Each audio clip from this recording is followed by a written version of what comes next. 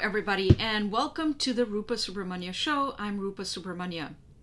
Now, gender ideology is running rampant in schools across Canada. Students are being taught some incredibly inappropriate and crazy things, all in the name of inclusion. Here are some examples. Planned Parenthood was recently suspended from schools in Saskatchewan after providing explicit content to the students of grade 9. The Sex from A to Z cards were developed by the AIDS Committee of Toronto. They are, in quotes, intended for gay, bi, and queer young people, end quote, and are described as, quote, a fun and accessible resource that facilitates humorous and frank discussion among young people about sexuality, HIV, and STD prevention, end quote. So far, so good. However, the cards unfortunately feature explicit language about sex, sexual acts, and certain fetishes. Here's another example. Last September, a gender expression guide was quietly released by the Renfrew County District School Board here in Ontario.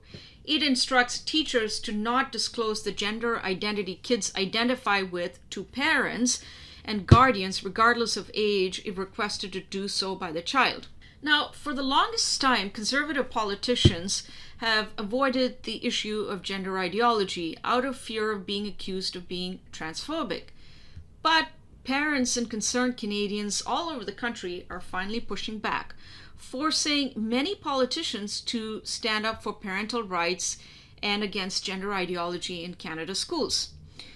Here are a couple of examples. The Saskatchewan government recently mandated parental consent for name and pronoun changes at school. The Manitoba Premier says schools should inform parents if kids want to change genders. Some recent polls show that a majority of Canadians polled believe schools should tell parents if a child switches genders. Now, one of the most influential activists in this space, in the fight against gender ideology, is Chris Elston. He is better known as Billboard Chris. Chris has been on the front lines in the fight against gender ideology, protesting events that promote radical gender theories on children, and it's my great pleasure to have him on the show today to talk about some of the latest developments in the gender ideology space, both here in Canada and in the US. Chris, welcome to the Rupa Subramanya Show. It's a real pleasure and honor to have you with me for the first time on the show. Want to start by asking you about your the protest that you've organized outside a couple of schools in Toronto. I believe it's coming up on September 22nd. It's similar to the protest that you organized here in Ottawa back in June. Could you tell us a bit about this upcoming protest in September and what you're hoping to achieve? Sure. So I've had a few of these protests outside schools back when it was just me. I've done this in Vancouver. I've done this in Edmonton. It was just me. I did this in Toronto before. A few people came out with me and it caused massive news, even though there was a couple of us, because all of the media came out and the entire community went crazy in the beaches area of Toronto. Then I had one in Ottawa in October of 2021. That was also crazy. A couple hundred counter protesters, just two people came out with me. So fast forward about a year and a half from those initial school protests that I had, the last one in Ottawa had probably close to 500 people supporting me and Josh Alexander, this amazing student activist who got kicked out of Catholic school because he refuses to yield to the cult of gender, and he stood up for some girls that didn't want boys in the bathroom, and he's just not going to lie and say there are two more sexes. So he got kicked out of school. But we had this protest in Ottawa. It was great. Biggest protest Canada had had. Now we're having another one in the Toronto area. So Maxime Bernier is going to come. I'm sure a lot of people from the previous one will come. And because it's in Toronto, that's a very populated area. I hope we get a similar turnout. But it doesn't really matter to me how many people come out. It just matters that we're doing something. Because my message to everyone is always just go do something out in the real world. Because the counter protesters are sure to come. All the media is sure to come. And so I'll just get my message out there one person at a time, like I've been doing for almost 3 years now. Yeah, I mean, you've been on the front lines of this movement for a few years now. At a time when it was just you and maybe a few other people. have you noticed that more people are now starting to see things your way? Are you seeing more people rallying behind you and standing up against this very very destructive ideology? Yeah, so people have always been supportive of this cause. It's not my cause. This is the cause of parents and children. This is a cause of truth. But people have always been supportive. It's not controversial to say that girls are girls and boys are boys, and we shouldn't be trying to do childhood sex changes. Mhm. But everyone was afraid to speak up. And we had the tyranny of the minority, supported by wildly leftist governments and teachers' unions, and the far left pushing this cult like ideology all throughout society. And as we've seen in other movements throughout human history, the majority can easily be cowed into silence. So I felt it was important to go out into the real world, to have these conversations myself, but to start conversations. And that's what I do. I start millions of conversations. I get my tweets or my posts on X now get seen about 5 million times a day. And so I'm just starting lots of conversations and I keep going one conversation at a time. But always people have been supportive. It's just that now people are more educated. They didn't know about this 3 years ago. Now they know about it and they keep learning a little bit more. And the more they learn, the more this fire inside these moms and dads, especially, gets lit. And there's no stopping our momentum. I tweeted out the other day the most important thing we can do is awareness campaigning. Letters and emails to politicians and petitions, as far as I'm concerned, are pretty much a waste of time. We have to keep this awareness campaign going. We have to educate the masses because when people find out what's going on, they never unlearn it. And we are activating all sorts of people to fight within their sphere of influence. Yeah. So, can you tell me about some of the changes that your activism has resulted in? And you talk about momentum. There has been a fair bit of momentum in the last few months, at least. We've seen at least. Overseas, we've seen in certain countries they've put a stop to puberty blockers in places like Sweden, Norway, the UK, I believe, as well.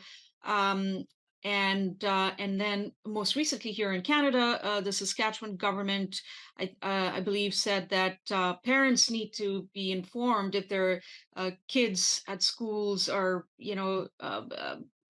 uh, talking about pronouns and that sort of thing, that parents need to be involved. The New Brunswick government did something similar about a few months ago.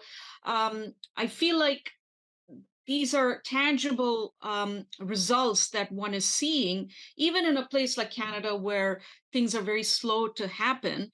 Can you tell us a bit about, from your perspective, given all of the work that you put into, what are some of these changes that you're seeing on both sides of the border? Right. So I knew that by creating massive amounts of awareness, other people with their own responsibilities and their own hats would come along to do their jobs. And that's what we're seeing. We've had 19 or 20 states in the US pass legislation to put a stop to child transition. When I say child transition, I mean puberty blockers, no more cross sex hormones, the opposite sex's hormones are being given to kids, and no more surgeries on kids, which is especially prevalent down in the States. Thousands of girls, minors as young as 12 years old, have had double mastectomies. They do vaginoplasties, these castrations, and these penile inversion surgeries on boys as young as 16 in some states. But all the red states now are on board. Mm. I was meeting with members of Congress and some staff from the House Oversight Committee just a year ago, last August, and nobody wanted to touch this issue. They wanted to talk about men and women's sports because that's an easier win. People understand it right away. And this, they just didn't understand it. They didn't have enough education about it. So that's totally changed over the past year. Just this past week, the official position of the Republican Party, they passed a resolution. It's now the official position for all the states and the federal party to condemn child transition. So it's been a huge switch. This is now the number one issue in the culture war every night on conservative media. It's talked about day and night every single day. Millions are getting educated every day. And then in countries in Europe, we've had England, Finland, and Sweden where the medical bodies all conducted reviews of the evidence and found there was no evidence to support that this was helping the psychological well-being of these children. So if it's not helping them psychologically, what are we doing cutting off body parts and stopping their development and turning them into lifelong pharmaceutical patients? So the only kids who will be able to take part in this in the future will do so as part of a research clinical trial. I still don't agree with that, but at least from thousands, this goes down to a very small number. And it will be kids where they've ruled out other mental health comorbidities as well. Because with all these children, there is always something else going on. These kids have autism about half the time. They're kids with borderline personality disorder. They've been abused or sexually abused. Girls who've been sexually abused aren't loving being a girl right now, obviously. And if you give them an out where they can just escape from their sex, some of them will take that option.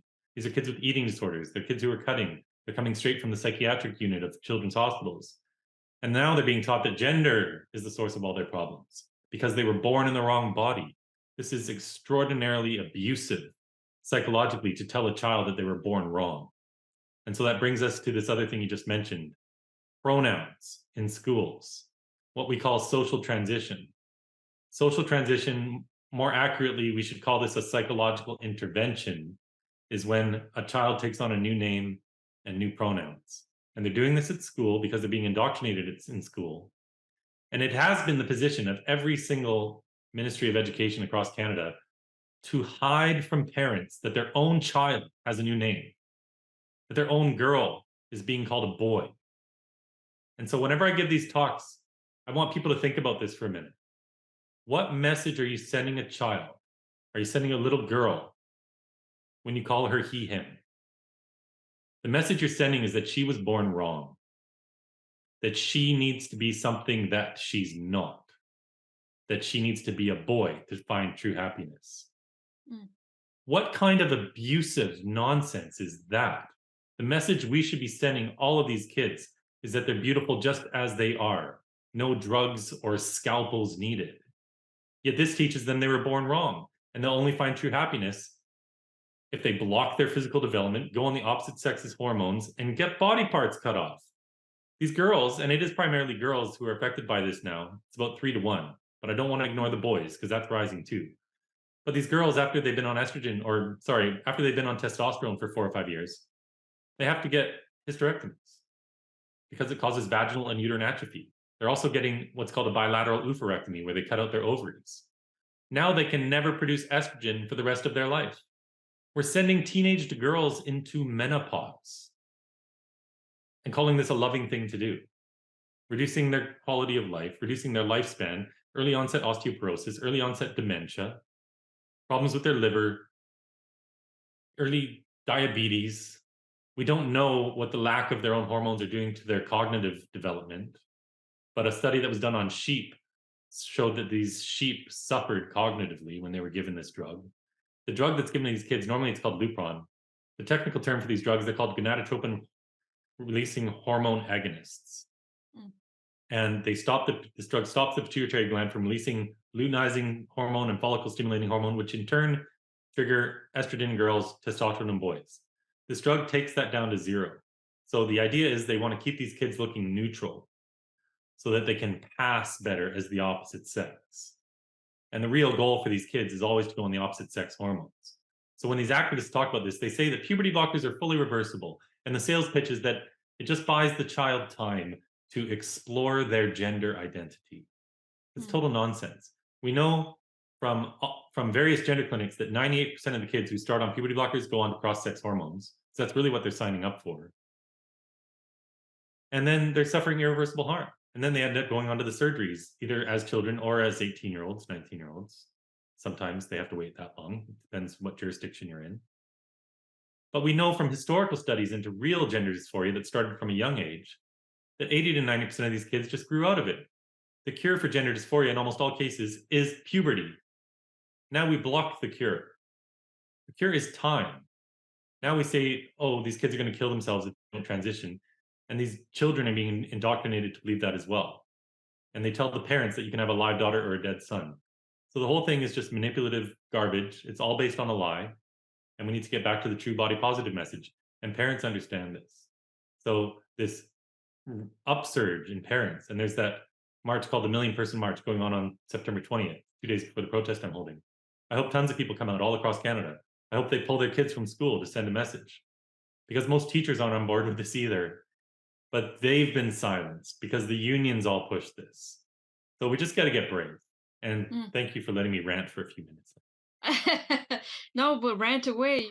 Just to ask you this question, Chris. I mean, noticed an interesting conversation on Twitter a few days ago. When we talk about indoctrination, um, that word can be applied to all kinds of different things, right? So there was this interesting back and forth between two people. And this one person said, "Well, look, what if a girl shows up at school and she's uncomfortable wearing the hijab, but her parents have forced this on her, and she tells the teachers that she doesn't want to wear the hijab anymore. What does the teacher do in that situation, given that teachers must inform the parents of what their kids are doing at school when it comes to social transitioning? Where do you see an issue like this fitting into the whole indoctrination and sphere, and teachers having to inform parents of what their kids are up to at schools?" Well, with virtually every other aspect of society, teachers do tell Mm, parents what's going on. But for some reason, when it comes to gender, when it comes to transition, when it comes to this psychological and physical abuse, they're going to hide that from their parents. And they do this on the basis that parents are automatically a threat to their own children. mm, That's their default setting, is that when it comes to gender, parents are automatically a threat and we need to hide things from them. Who mm, hides things from parents? There's a word for those people. It starts with a G. Rumors. That's what's going on in these schools when it comes to gender. When it comes to the hijab, of course they would tell the parents that there was this going on. And they should tell the parents, because whose child is it? The child doesn't belong to the school. The child doesn't belong to the government. We don't co-parent with the government. The child belongs to the parents. And this is a religious issue, so of course they would talk to the parents. But as you've mentioned earlier, Saskatchewan, the education minister, premier said that they need to stop hiding this from parents, but they're not going to enforce it. They're not going to enforce this with teachers. It's still a positive step because at least they're talking about it. And this is how it always goes. It's always little cracks forming in the dam. And those cracks are forming and more are going to form. And then one day there's just going to be a big rush of common sense.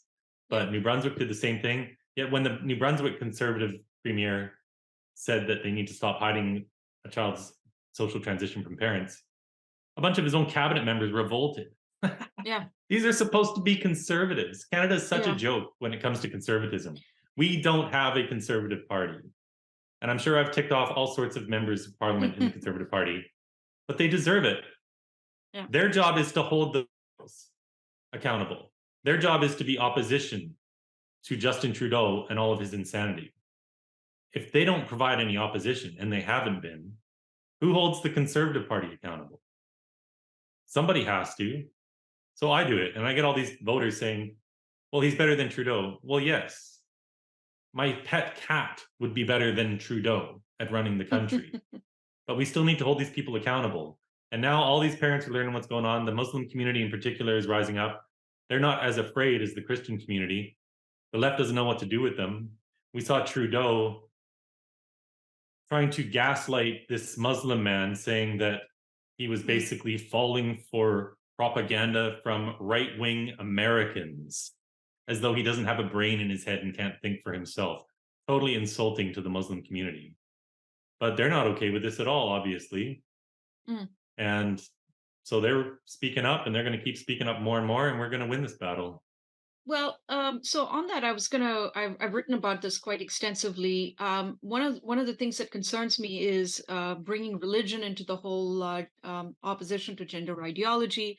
I have some reservations about it because I feel like, one can fight this keeping religion out completely. One of my concerns is that some of these hard-won battles, when it's come to things like gay rights, we risk, seeing a regression on those rights. And I personally, am concerned about that.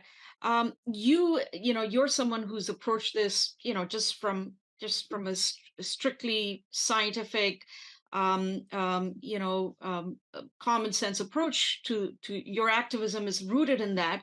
What do you make of religious groups coming into the who are now part of the protest? Of course, you can't control.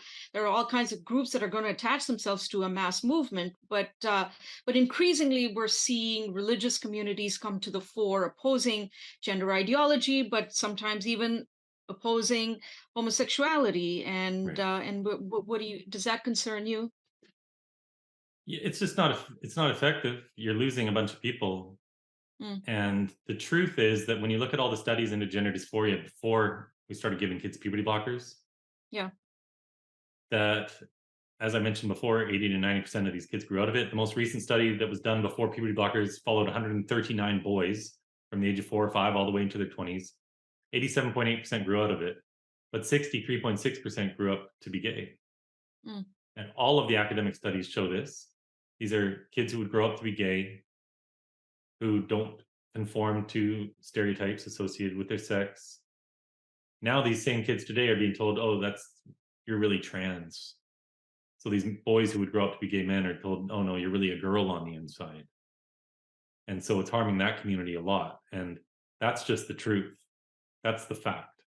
The Tavistock has much more recent data on this. Tons of these kids grew up to be gay. Now, I think a lot of these teenagers in this day and age, it's all about having a special identity. So 20% of Gen Z is saying they're LGBTQ of some sort. Some are saying they're trans, they're gay. Some are saying they're just non-binary or they're queer, which means nothing. It just means I want attention. But obviously, 20% of the population is not gay. It didn't happen.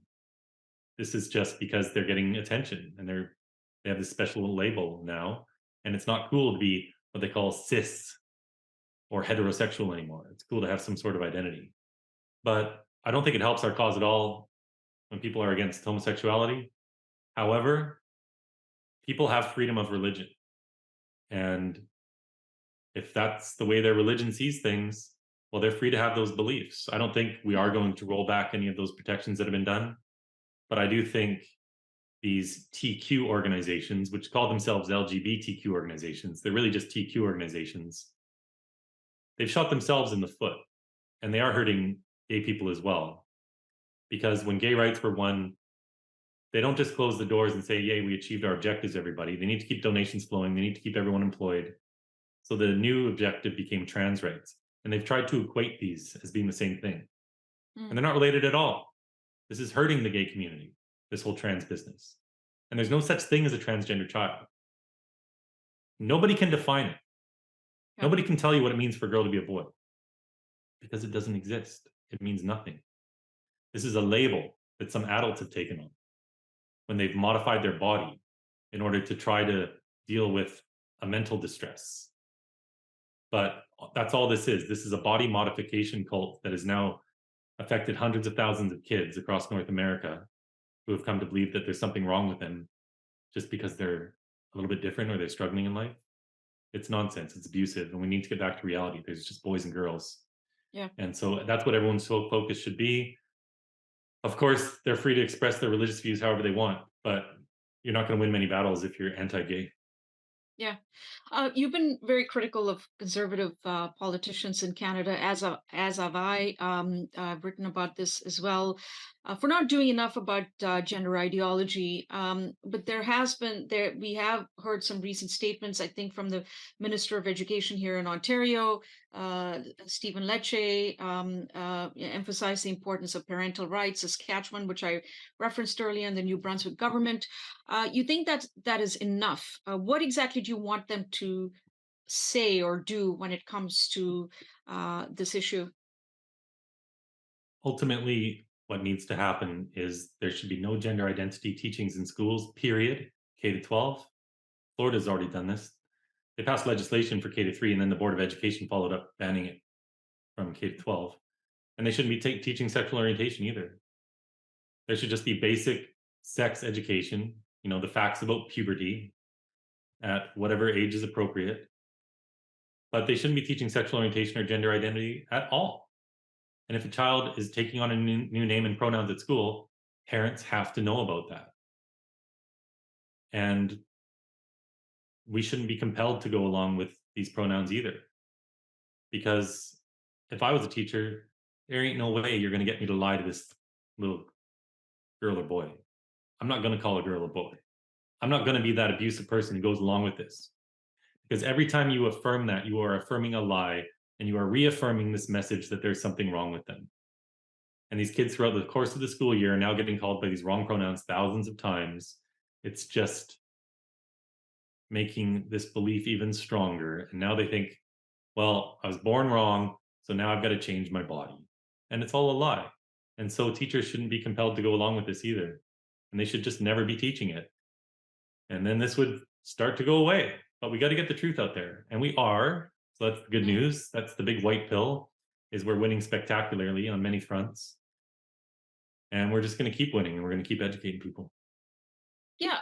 So clearly, you've been gaining a lot of support over the years. You started off just basically as a person,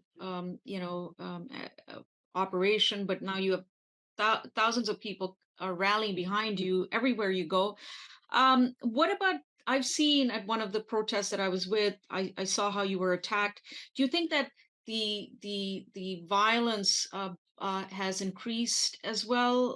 In addition to the fact that you're getting a lot of support, you also find that the violence has also increased. It's always been there. It's always been Yeah. there. The worst attack I had was over 2 years ago. It was March of 2021 when I got my arm broken in Montreal. Now, though, if I announce I'm going somewhere, if there's any Antifa contingent in that city, they're going to be there. So I went to this thing in Vancouver a couple weeks ago. Before I got there, I heard Antifa was riding around on their bikes. They're all masked and wearing hoods. One guy on a motorbike looking for me. And I got out of my car and I ran into these two young girls right away. I think they were 19 years old, both transitioning. And I had this nice conversation with them. But then I went over to this rally. I was harassed for an hour straight by Antifa and some other people. They wouldn't let me walk freely. The police did nothing. Finished that day. It was a good day. I live streamed the whole thing. Drove my car home. Didn't realize anything. But the next morning, I go out to my driveway and I've got 4 flat tires. Mm. They had messed with the valves, and 2 of the sidewalls for 2 of my tires had been damaged. So then I had to replace all 4 tires because none of them would hold air. But they did that while I was at the thing. So this is all they do. And it always backfires because then I announce that on social media and I get tons more support than I would have had. Every time they try to silence me, I get 5 million views instead of a million views on these videos, because these videos now are crazy. I just have a basic conversation and it gets 500 or a million or 2 million views. So whatever, they can keep doing this. I don't care. They're just pests.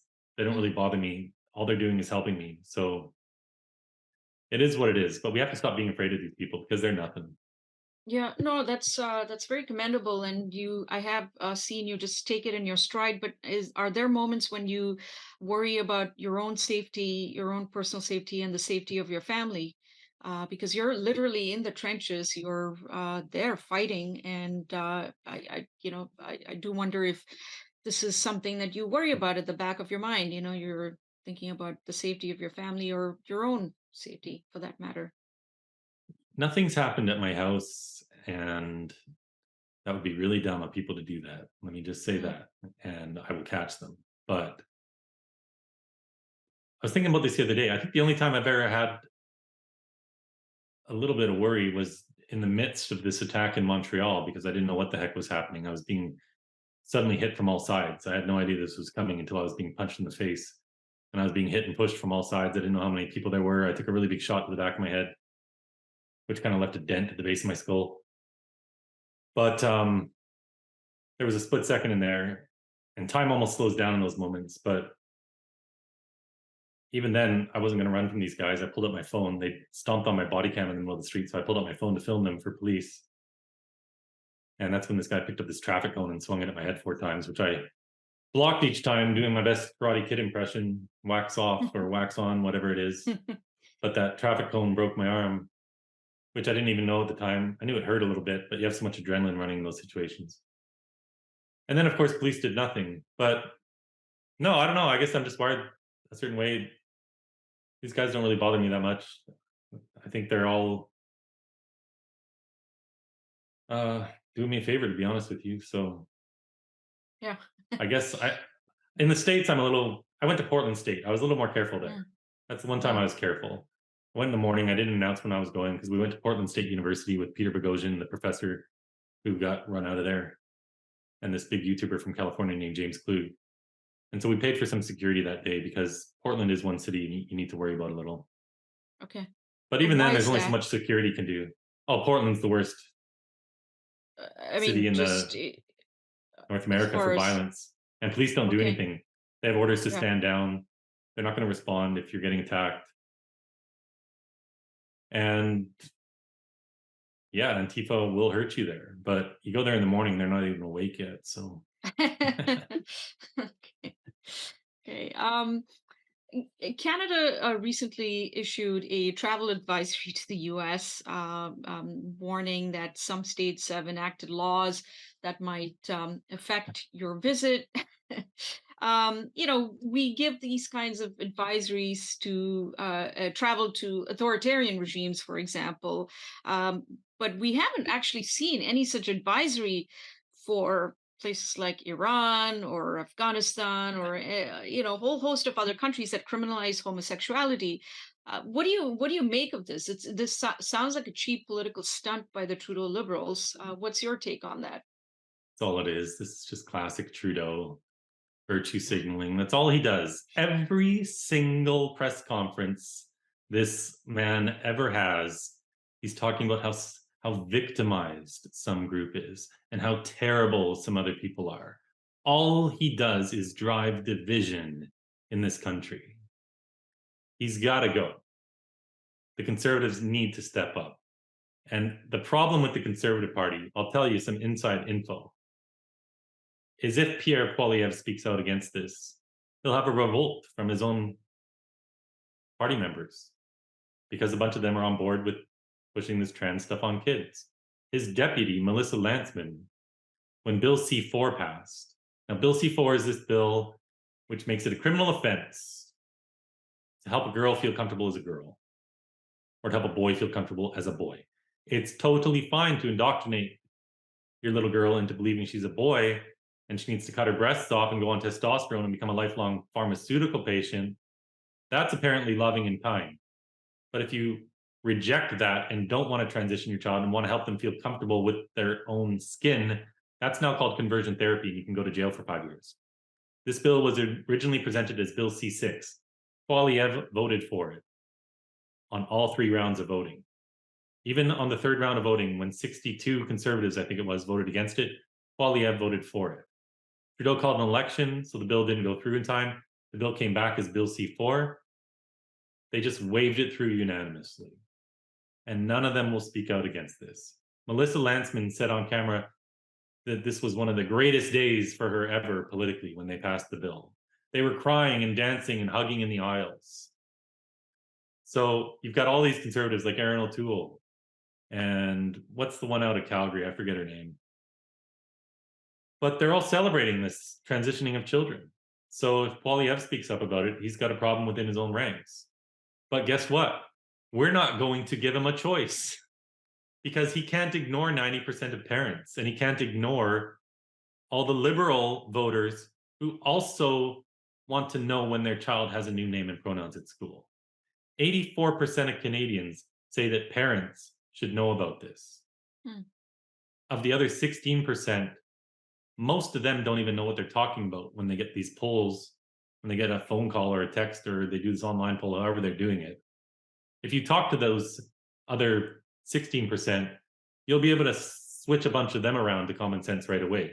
And then you'll be left with 6 or 7% of the population, mostly young women, young leftist women who are pushing this. They're the foot soldiers. They're never going to go along with this because they've been too indoctrinated. And this preys on their natural compassion. They believe that kids are going to kill themselves. And they think that parents are a threat to their own children. It's total nonsense. But 90% of the country is in favor of common sense. So the conservatives can't avoid this forever. So the more they vote it, the more they're putting themselves between a rock and a hard place. Poilievre says this is up to the provinces to decide. That's not enough. He needs to speak out about cultural issues, not just inflation. Yeah.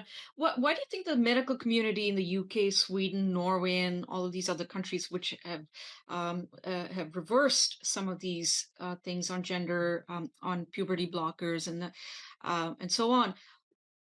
Why has the medical community in Canada? Why have they been slow to act? What gave a rise to these decisions in these other countries? What exactly was the impetus? It only takes a few people at the top of the medical body to do the right thing. Mm, There was a lot of awareness campaigning in the UK. They were a bit ahead of us for sure. And it's easier to reach that whole population, honestly, because there's 75 million people or whatever it is on a little island. You can reach everybody easier. But we're captured ideologically. Our medical bodies are being run by ideologues. We saw this during COVID. They're not truthful. So a bunch of these heads of provincial medical bodies have got to go. But they're installed by the NDP government or whatever government is in charge. So good luck fixing this in BC right now with the NDP. It's not going to happen. We need to vote them out. We need to get new medical officers, and then they need to do the right thing. But yeah, England, Sweden, Finland have all conducted a systematic review, which is the gold standard for medicine, looking at all the evidence, unbiased, and found there is no evidence to support this. Norway and Denmark are working off of their systematic reviews to also put a stop to this. Now, just a couple of weeks ago, the AAP, the American Academy of Pediatrics, announced that they are now conducting a systematic review. This is huge. They can't possibly hide everything. I still don't believe they're going to do it completely honestly because they're a corrupt organization, but it's a huge step. And they've been ignoring calls from doctors within their own body, the AAP, and now they're not because of all of the outrage we've created. This is because of parents speaking up. This is because of people learning what's going on, and they can't ignore it anymore. So with Canada, we often follow the US.